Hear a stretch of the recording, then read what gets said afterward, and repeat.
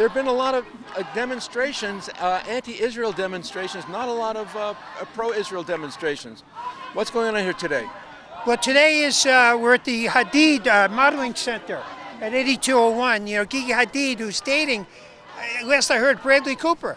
Shame. I mean, you know, if I looked like that, I'd understand, because it's hard to get women when you look like Bradley Cooper. So he's got to, you know, he's got to date Gigi Hadid. You know what I mean?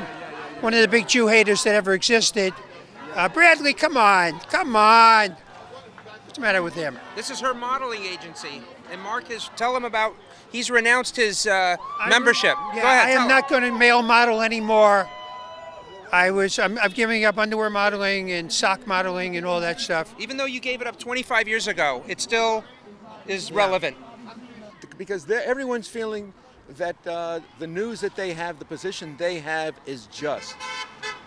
That they're under the impression that Israel has overreached, and that, I mean, that maybe they're just using it as an excuse for their underlying Jew hatred.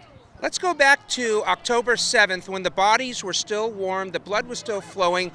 Whose blood? The Jews that were massacred, okay? So let's go back to then, and why is it that they were waving flags immediately in America? Who was waving flags? The kids on the schools, the pro-Hamas, pro-Palestinian people were waving the flags. You know, they didn't even pause or wait. Immediately they just went for the throat and the jugular. So it made no sense. It makes no sense whatsoever. You can't have a discussion about your side of the topic unless you represent and say, hey, killing is wrong, and what they did, the massacre, is wrong.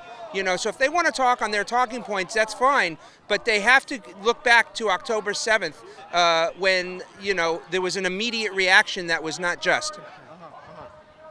Do you see? All right. Do you see members of Jews who consider themselves democratic supporting a Palestinian state in Israel? They're over that now. What do you see in among Jewish Americans? I think as Bernie? of today, Bernie, right? yeah, as of today, I think the Jews are supporting Israel like they've never supported them. But it's not going to last forever, just like it did in the past. You have to have more than, you have to have some sort of wisdom. And I don't know if a lot of the people are up to snuff with that, to understand really what's going on. It's sad. How do you feel about the way that it's depicted in the press, the conflict, Israel-Hamas? Well, first of all, I don't see it as a conflict. It's a war. And Israel's been in war since 1948.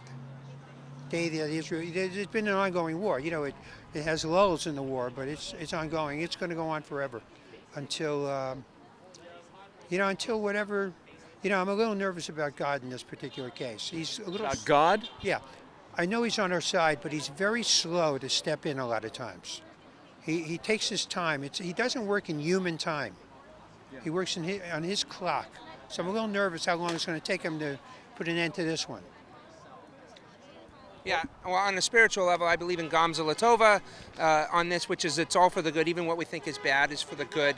So this is it's a painful Band-Aid that's being ripped off, but I believe in I believe in a silver lining. You know, that this could be a silver lining, and it is a silver lining. It has to be for the good. The good will come out of it. People are choosing sides. People are stepping up. I was very proud to see Chuck Schumer, who I pretty much disagree with for the most part, but it was nice to see him at a rally. And I will say that, you know, this Am Yisrael Chai, that's it. We got to get rid of this polarization of black and whiteism, that we really have to see clarity. Where do you want to be on this side of history? You know, and really at the end of the day, and I'll quote Mizroni, I believe was his name. I met him. He's 91 years old. It was a month before October 7th. He was the right-hand man to Golda Meir. We were at the Golda Meir screening, and I asked him, I said, you know, if she was alive today, what would she say? She said, you know, with everything that's going on, this is before October 7th. He said, if she was alive today, she would say the most important thing is integrity. Absolute true integrity and honesty. 100%.